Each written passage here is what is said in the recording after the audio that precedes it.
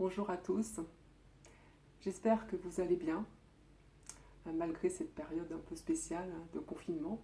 J'enregistre fin mars 2020 cette vidéo et face à la situation, en fait, ce sujet de vidéo m'est venu spontanément à propos de voyage, parce que comme la plupart d'entre nous sommes confinés à l'intérieur de chez soi, et je me suis dit, mais est-ce qu'on ne peut pas quand même voyager dans cette situation ? Alors, je vais vous proposer un voyage. Alors, pas de publicité mensongère. Je ne vous promets pas d'aller aux Caraïbes, aux Bahamas ou tout lieu qui vous semble paradisiaque, puisqu'en fait, on ne peut pas prendre les moyens de transport, et ni même une visite par Internet, ou ni même de mettre un masque avec une réalité augmentée pour aller visiter certains lieux. Quoique, je dois dire, ce voyage peut représenter une réalité augmentée en fait, par rapport à notre habitude, et ça sans besoin en fait, de système informatique. Cette idée de voyage m'a été suggérée il y a quelques années par un enseignant lors d'un stage qui disait en fait que l'humain, ce dont il avait le plus besoin actuellement, c'était de faire un voyage de quelques dizaines de centimètres. Le plus grand voyage qui était important actuellement était de quelques dizaines de centimètres entre en fait son cerveau, son mental et son cœur. Et là, ça m'a fait tilt. Enfin, pour moi, ça avait toute une signification. Parce qu'actuellement, effectivement, si on ne sait pas où on est, non pas géographiquement, mais en soi, généralement, on est ici, dans le mental. Parce que les idées vont fonctionner généralement à fond. Alors parfois, c'est très intéressant, hein, parce que ça nous permet de réfléchir, d'avoir une logique, de raisonner. Ça peut être très puissant, très performant. Mais dans certaines circonstances, un mental trop puissant, entre guillemets, peut nous entraîner dans des abysses, hein, parce qu'en fait, on va avoir des idées noires que l'on ressasse, surtout si l'ambiance est orientée dans ce sens-là.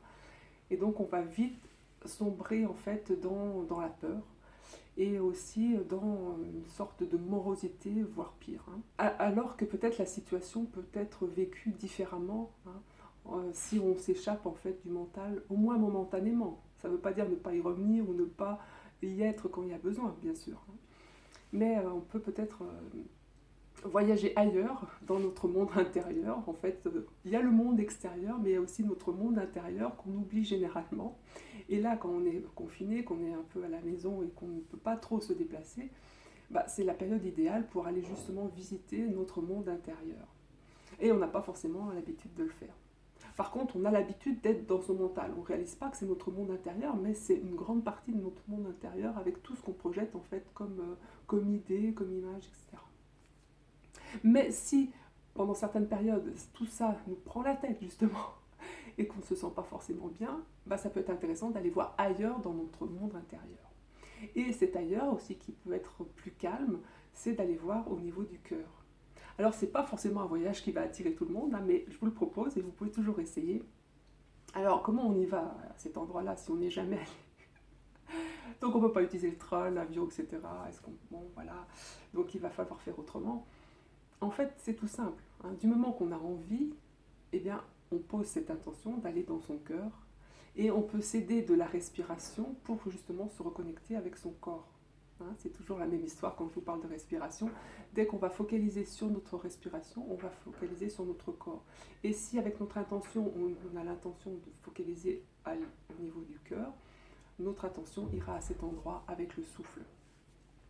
Donc c'est ce que je vous propose en fait comme voyage aujourd'hui. C'est de vous détendre et de prendre le temps de se dire, tiens, si j'allais voir mon cœur, peut-être quelque chose de sympa là-bas à voir. Alors parfois, ce n'est pas une destination qui est forcément très courue par beaucoup de monde, parce que quand on est dans le mental et qu'on a un mental performant, on se dit, wow, c'est là qu'il y a l'efficacité, c'est là qu'il y a la performance. Là, dans le cœur, ça doit être gnangnan, qu'est-ce qu'on va y faire ? Mais si vous y allez, vous allez voir une qualité d'être qui est vraiment très agréable. Vous pouvez trouver un calme, une joie profonde, hein, c'est ce que beaucoup disent, ceux qui ont l'habitude d'être dans le cœur, d'avoir un calme tel qu'un lac qui est très calme. Et vous voyez, c'est une qualité d'être qui est complètement différente par rapport à « Oh là là, tout ce qu'il faut que je fasse, mais je ne vais jamais y arriver, purée !» Vous voyez la différence ? Vous pouvez choisir, selon les circonstances, d'être plutôt ici ou d'être plutôt ici, et peut-être que vous pouvez faire aussi les deux en même temps. Mais bon, la première étape est déjà d'aller faire un tour dans le cœur. Et donc je reviens à cette idée de vous poser, de focaliser sur la respiration, de se dire, tiens, si j'allais voir au niveau du cœur,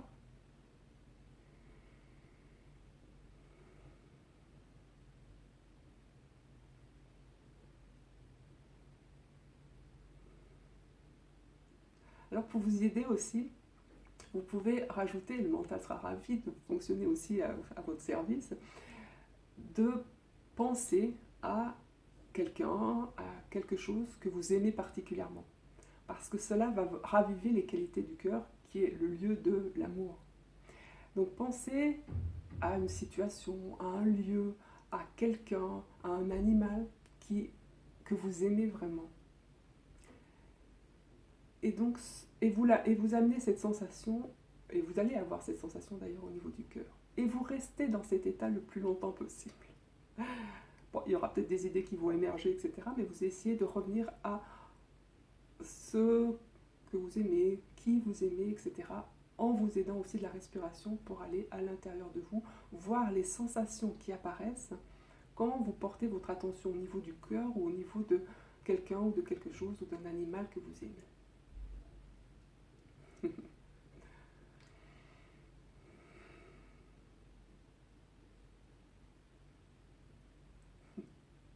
Et ce que vous allez trouver généralement, vous pouvez trouver peut-être des blessures, parce que bien sûr on a parfois le cœur brisé, on a parfois eu des blessures assez fortes au cours de notre vie qui n'ont pas été encore soignées. Donc il y a peut-être aussi tout un travail, disons entre guillemets, pour soigner certaines parties de notre cœur. Mais vous pouvez peut-être trouver un endroit, un passage pour vous y glisser grâce au souffle justement, pour essayer de trouver cette image d'un lac vraiment calme, où il y a une certaine sérénité. Et en fait, vous allez sentir tout votre corps qui peut se reposer dans ce calme. Et donc le mental est calme, le corps est calme. Et c'est comme la paix qui s'installe en fait. Malgré les situations extérieures qui ne sont pas faciles. Mais ce voyage vous permet justement de changer d'air, hein, par rapport à peut-être l'ambiance générale, par rapport à si vous écoutez les infos, mais peut-être qu'il ne faut pas trop les écouter, juste pour être au courant quand même, mais pas trop.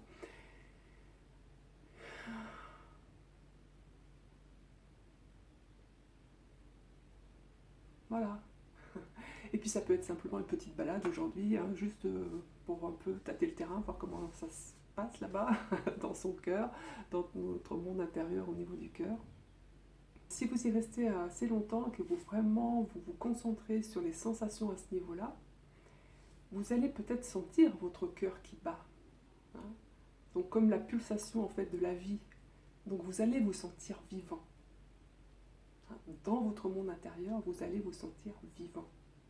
Parce que généralement, on agit dans le monde extérieur pour se sentir vivant. Donc il faut qu'on fasse ça, il faut qu'on pense à ça, il faut qu'on dise ça, etc. On oublie qu'il y a toute une part de nous qui est à l'intérieur de nous, qui est aussi très vivant bien sûr, mais qu'on va généralement pas regarder.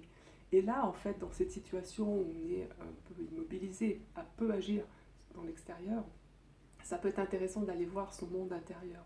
Parce que forcément, on le verra aussi dans d'autres vidéos, il y a une interaction entre monde intérieur et monde extérieur.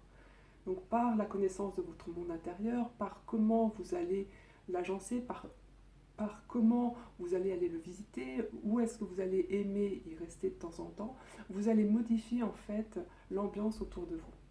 Vous allez modifier en fait le monde autour de vous.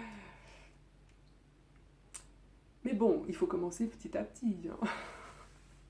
Et par rapport à cette sensation de cœur qui bat, lors d'un stage également, il y avait quelque chose qui m'a fait tilter, qui a été dit par l'enseignant. C'était, alors qu'il essayait de nous faire justement ressentir le cœur, il disait méfiez-vous en fait des gens qui ne sentent pas leur cœur. Oh, alors là, je me suis dit, bah dis donc, il va falloir que je me méfie de moi, parce qu'à l'époque, je ne sentais pas mon cœur. Alors ça m'avait fait rigoler, mais à la fois, je voyais bien qu'il y avait une idée importante là-dessous, et que ce n'était pas à négliger le fait de ne pas se connaître à l'intérieur de soi, et de ne pas visiter certaines régions qui sont pourtant la source de la vie. On sait très bien que physiologiquement parlant, la zone du cœur est essentielle, hein.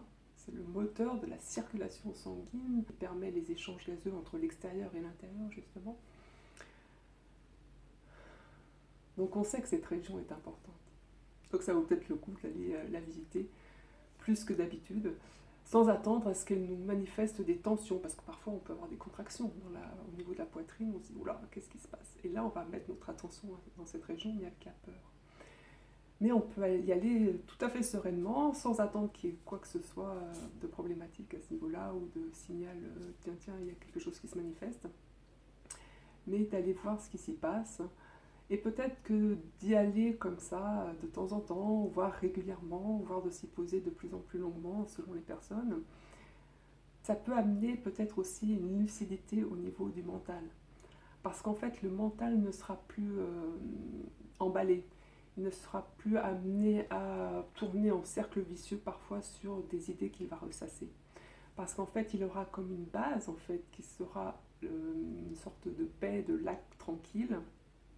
Et à ce moment-là, les idées qui vont émerger de cet état-là n'auront pas la même lucidité. Les idées qui vont émerger quand on va faire appel au mental à partir d'une paix intérieure, on va dire, vont être beaucoup plus claires, vont être beaucoup plus lucides quant à la situation, quant à ce qu'il faut qu'on fasse, quant à ce qu'il faut réfléchir, etc.